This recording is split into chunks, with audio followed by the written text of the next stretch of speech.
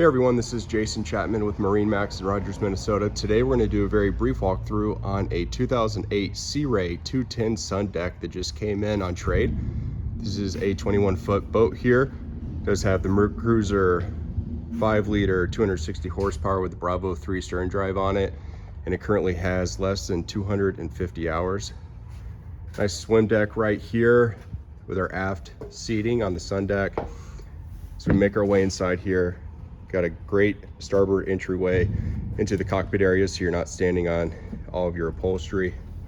Tons of storage and seating all around. You can see here we have our captain and co-captain seats, both with flip-up bolsters, bimini top and boot.